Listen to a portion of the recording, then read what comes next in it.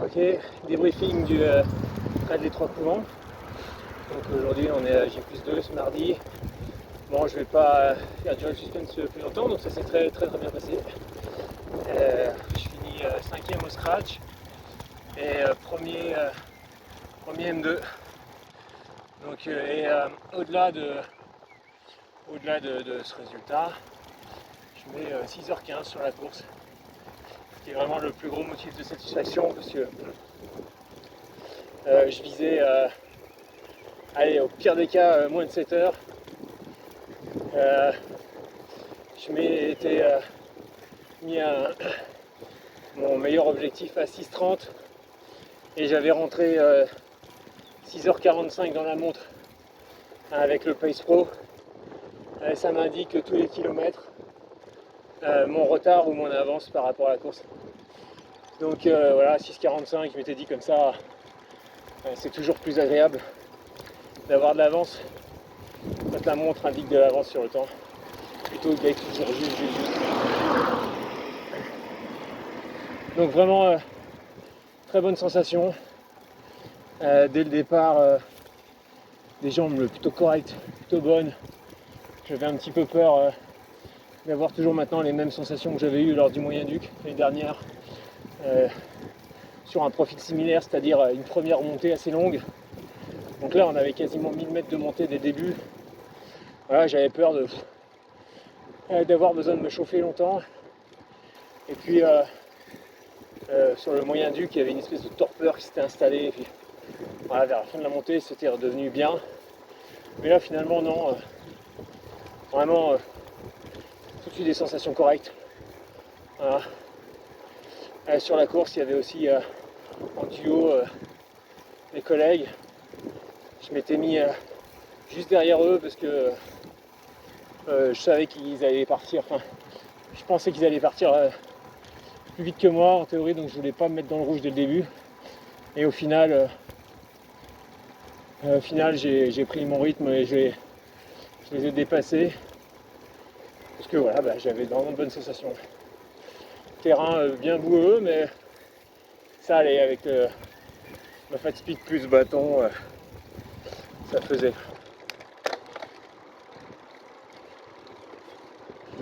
Donc voilà, petit problème dans la première montée, problème de balisage ou de plutôt mise à jour de la trace au briefing de course. Donc on nous annonce qu'il faut absolument suivre la trace qu'on a rentrée dans nos montres à cause de risque de débalisage, etc. Et au bout de même pas 5 km de course, grosse modification. Ça a pas mal tergiversé. J'étais plutôt partisan de suivre la montre comme ce que nous avait indiqué l'organisateur et au final je me suis laissé embarquer pour suivre bien les balisages et finalement c'était la bonne solution. Donc,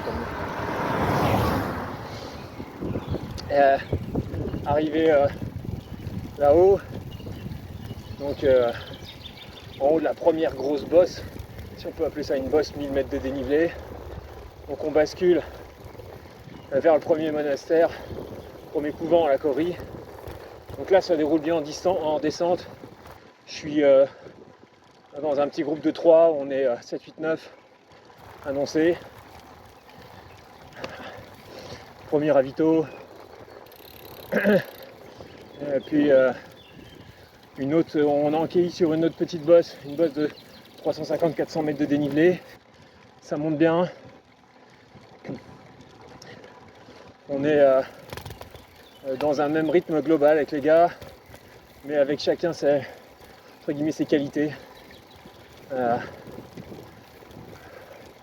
Moi j'étais plutôt on va dire médian, moyen au niveau montée, moyen au niveau descente. Alors on se retrouvait. Voilà. Puis donc ça fait une petite boucle. Ça nous fait revenir au premier ravito. Puis on redescend jusqu'au Pont Saint-Bruno. Donc là au Pont Saint-Bruno, je surveillais un peu des oreilles, voir si mes collègues revenaient pas sur moi, parce que c'est costaud. Donc j'entendais du bruit derrière et au final au Pont Saint-Bruno je me fais doubler par deux gars Et il s'avère que c'était Baptiste Chassagne et Anthony Felbert. Donc Baptiste Chassagne, champion de France de trail cette année. Anthony Felbert, Team Matrix Sidas à 850 ITRA. Donc voilà, je cherche pas à accrocher à ce moment-là. Après on attaque les montées raides. Donc là je commence à lâcher un de mes compères. Et terrain toujours un peu boueux mais ça passe. Donc là c'est une longue montée aussi vers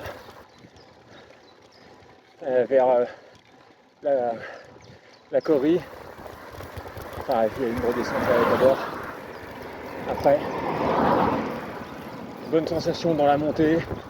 Première partie très raide avec des feuilles. Puis la deuxième partie toujours raide mais avec un terrain plus propre. Et là avec les bâtons ça a déroulé, pam pam pam. Là je montais super bien, 1100, 1200 mètres heure. Vraiment bonne forme. Et puis on fait une petite bascule. Séparation des parcours 48 et 27. Les 27 redescendent. Nous on descend un petit peu puis on rattaque sur la droite vers la prairie d'Arpison. Et donc ça remonte un peu, toujours bonne sensation. Prairie d'Arpison, c'est une espèce de faux plat montant dans l'herbe.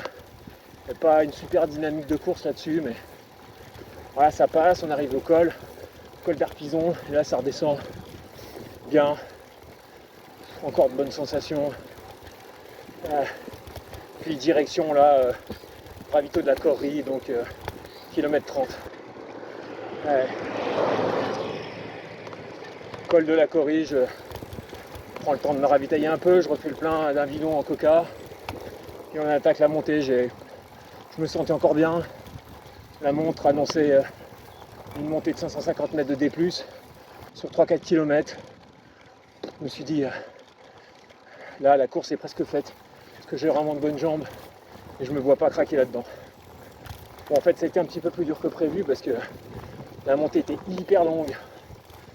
C'était pas raide, ça n'en finissait pas. Donc fallait sans cesse relancer. Le terrain un petit peu boueux, donc voilà, pas se laisser mourir dans la montée. Puis on arrive vers le col de la Ruchère. Alors là c'était dans les nuages complets, balisage pas terrible. Donc petite inquiétude de se perdre là-haut, mais bon, au final j'ai suivi le semblant de chemin qu'il y avait au sol et c'était la bonne option. Et là on bascule sur la descente, donc là je savais quasiment plus que de la descente. Je range les bâtons et allez on enquille. Donc longue descente, très variée, des singles, des pistes plus larges, du raid, du pas raid, du courant, un peu de route. Mais ça va, ça déroule bien. J'avais quand même quelques étoiles devant les yeux là, j'ai loupé un ou deux gels dans mon timing. Heureusement avec le coca, ce qui me restait, j'ai pu anticiper ça, enfin pas anticiper mais j'ai pu corriger ça. Et donc ça m'a permis de retrouver un peu mes esprits et pas lâcher l'affaire parce que je savais que derrière ça lâcherait rien du tout. Voilà. Et puis bon on arrive en vue de Saint-Laurent-du-Pont, petite remontée sur la route, tout couru. Et à 2 km de l'arrivée j'aperçois un gars. Bon moi je savais qu'il était sur l'ombre parce qu'on s'était croisés au col de la Ruchère. Donc là je me suis mis comme objectif de le reprendre. Donc je le passe sans courage. Je pense qu'il m'emboîte le pas.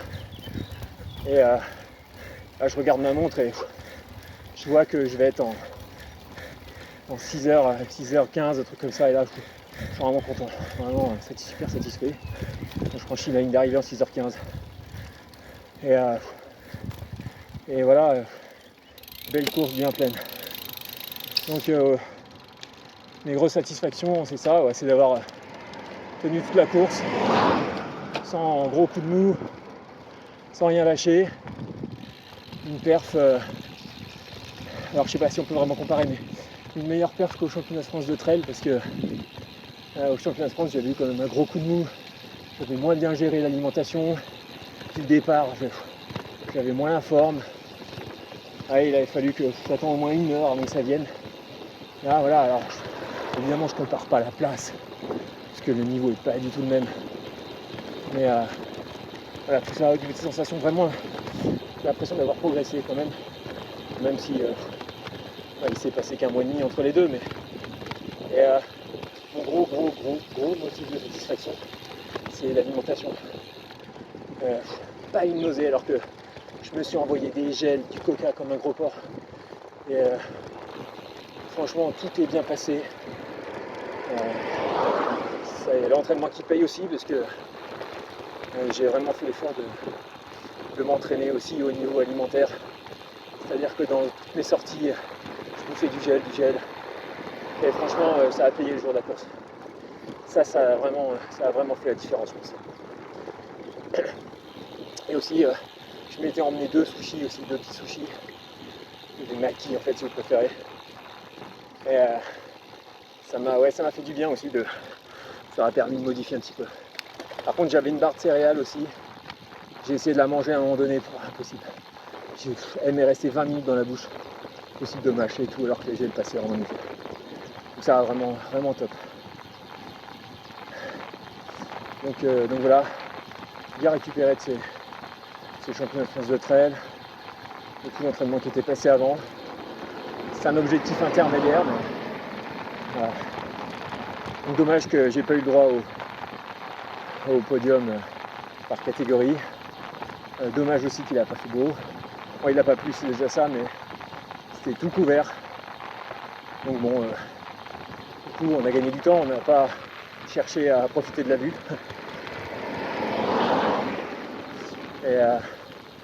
Et donc voilà, bonne jambe, je suis pas trop cassé. Quelques petites courbatures là au niveau des cuisses, des restes externes.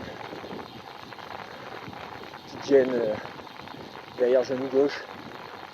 Pour un moment un truc tendineux, la patte doigt. Mais pas grand chose, hein, franchement. Bien content, c'est vraiment de bonne augure pour la suite. Donc maintenant la suite c'est quoi? C'est Trail du Gypaète. Donc samedi 3 juin, 76 bornes je crois, 4008 de dénivelé. Voilà, parcours pas très haut, je pense qu'on monte à 2000, peut-être un peu plus de 2000. Et bon, ça devrait être sympa. Ça va être un mixte entre bonne montée et terrain roulant, je pense. Donc on va être capable de bien courir. Donc voilà, je suis gonflé à bloc là. Je pense que cette semaine on va essayer d'y aller un peu cool. Le week-end prochain, si je peux ressortir en montagne tranquillement, je vais me mettre du soleil. Et voilà, on va repartir pour 3-4 semaines pour essayer de faire une bonne perf sur ce trail du Gypaète. Allez, let's go!